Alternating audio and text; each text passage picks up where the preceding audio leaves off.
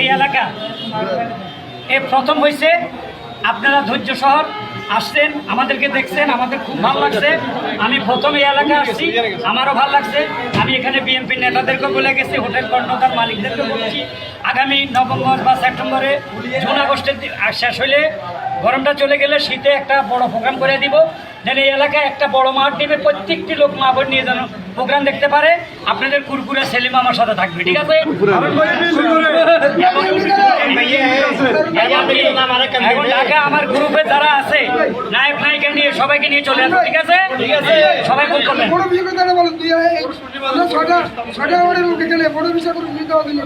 আরে এটা মনে বুঝবে না, সেগুলো বুঝবে না। দলীয় এটা দলীয় ওটা রাজনীতি ব্যাপার, এটা হলো বিনোদন, এখানে রাজনীতি নেই।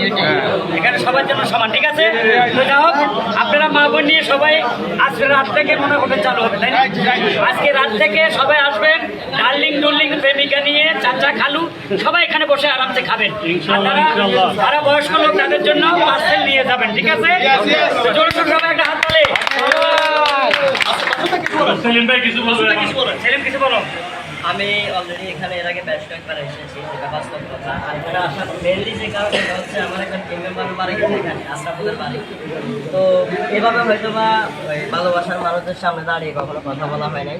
সত্যি কথা বলতে এখানে আসার পর আমার কাছে অনেক বেশি ভালো লেগেছে। আমাদের অনেক ভালোবাসার মানুষেরা এখানে ছিল। মিডিয়ার মাধ্যমে যারা দেখতেছেন তাদের উদ্দেশ্যে কিন্তু সেটাই থাকবে, আপনারা আহার ক্যাফে অ্যান্ড চাইনিজ রেস্টুরেন্টে আসবেন।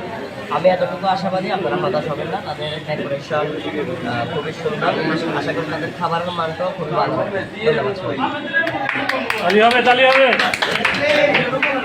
যাক, অনেক কথা হলো। এখন আমি প্রশাসনের ভাইদেরকে বলবো, আমাকে গাড়ি উঠে দিলে